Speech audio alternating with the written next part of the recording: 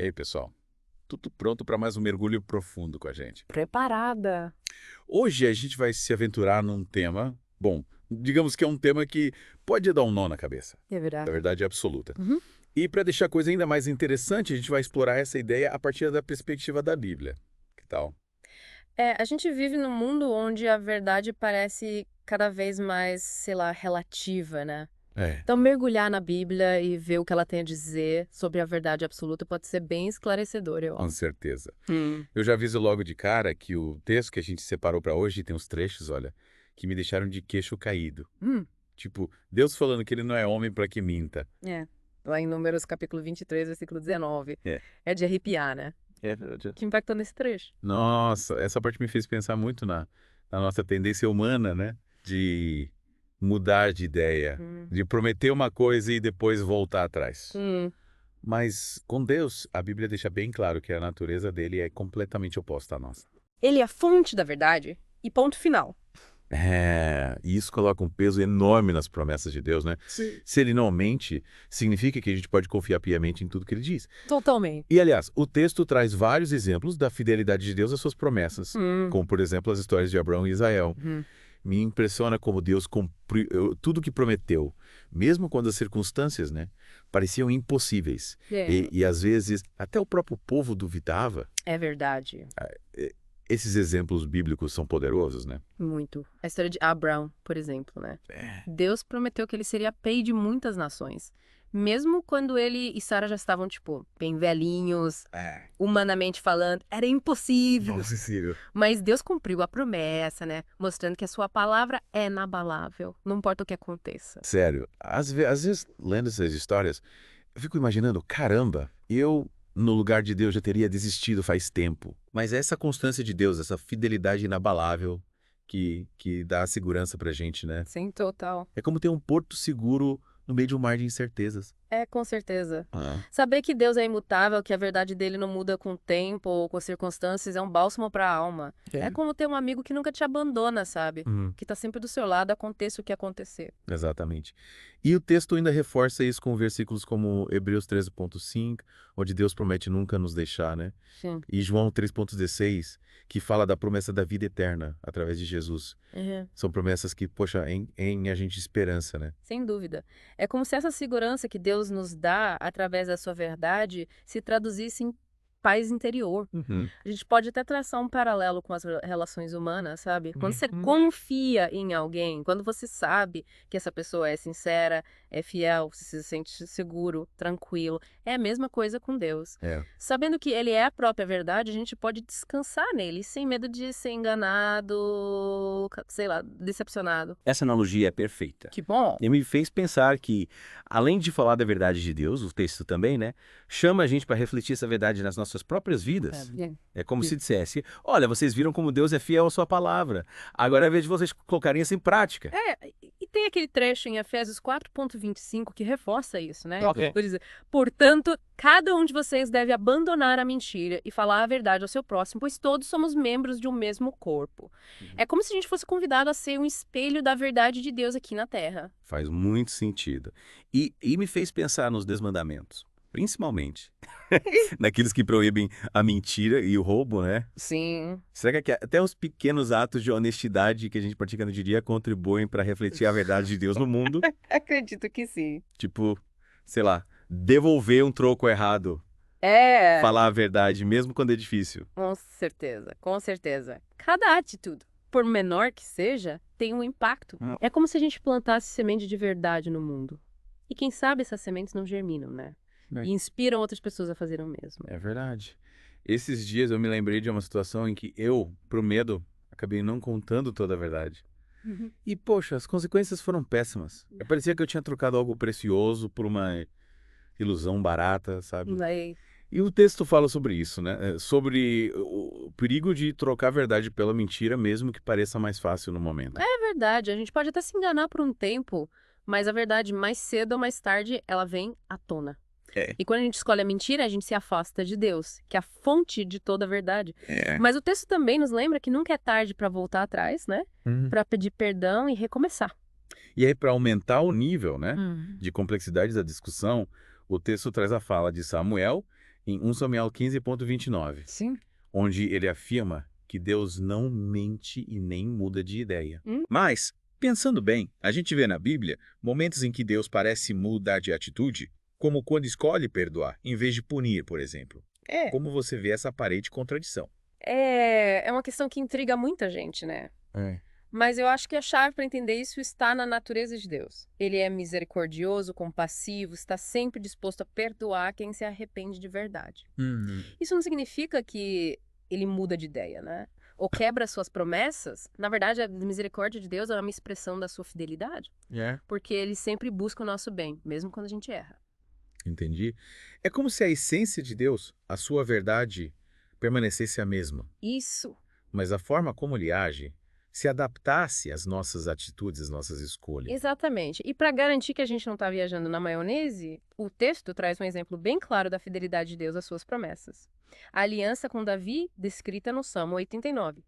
Ali, Deus jura pela sua própria santidade que não faltará com sua palavra a Davi, garantindo que sua descendência reinará para sempre. É uma promessa inabalável que transcende as circunstâncias e as ações humanas. Nossa, usar o sol e a lua como símbolo da duração da promessa é muito forte, né?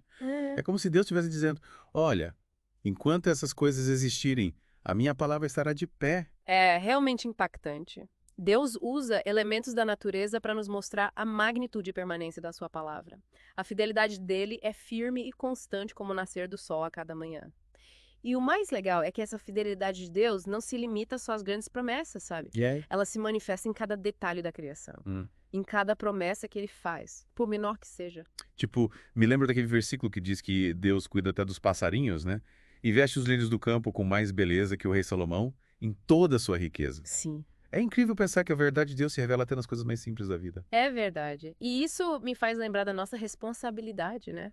De refletir essa verdade divina nas nossas vidas. Se Deus é fiel em tudo, a gente também precisa ser. Sim. A verdade tem que ser a base, né? Dos nossos relacionamentos, nosso trabalho, da nossa vida espiritual. Mas e aí, como lidar com aquelas situações em que a verdade dói? Tipo, quando a gente precisa admitir um erro, ou confrontar uma injustiça, ou sei lá, dar uma notícia difícil. Sempre a verdade é fácil de encarar, né? Mas a gente precisa lembrar que a verdade, mesmo que doa, liberta. Esconder a verdade, por outro lado, gera um peso na consciência. Uma sensação de estar preso, sabe? Sei. É como se a gente carregasse um fardo enorme nas costas.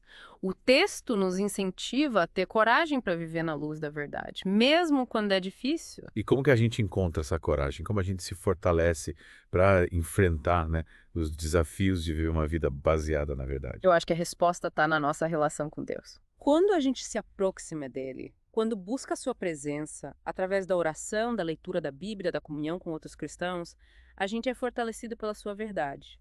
E essa força nos dá a capacidade de viver de forma íntegra, né? De resistir às tentações da mentira, do engano. Entendi. É como se a verdade de Deus fosse uma armadura, né? Isso. Que protege a gente das mentiras e das ilusões do mundo. Exatamente.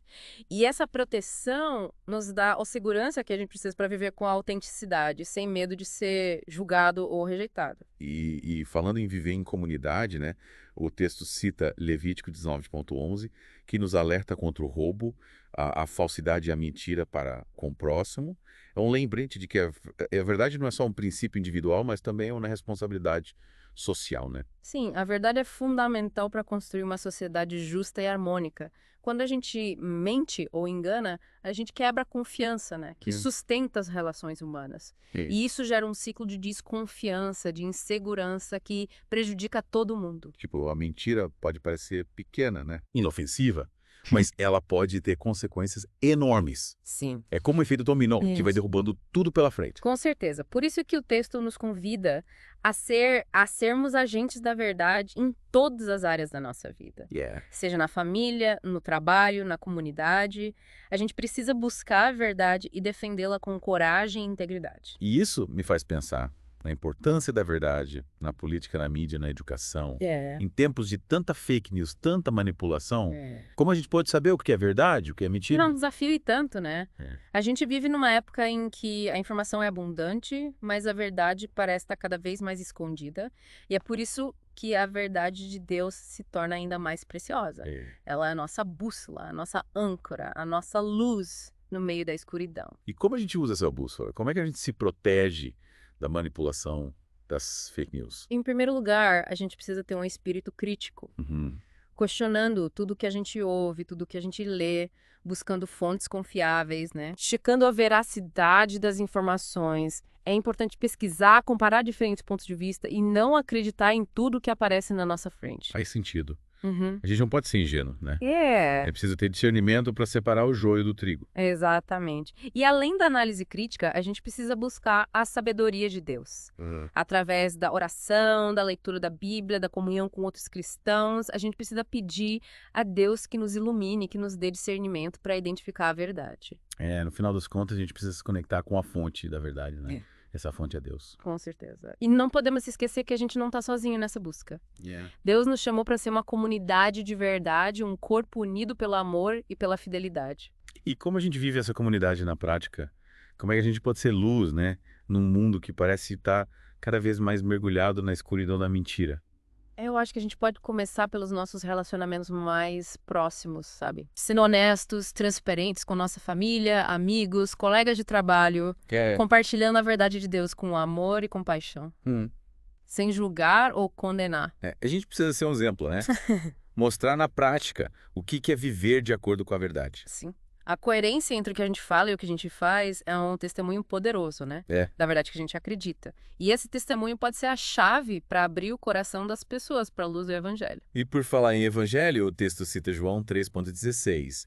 Porque Deus amou o mundo de tal maneira que deu o seu Filho unigênito, para que todo aquele que nele crê não pereça, mas tem a vida eterna. Essa é a maior prova do amor de Deus, né? Ele deu o seu próprio Filho para nos salvar da mentira e do pecado. É um presente merecido, né? Um ato de graça que a gente nunca vai conseguir entender completamente. E essa graça nos transforma, nos liberta para viver uma vida nova, né?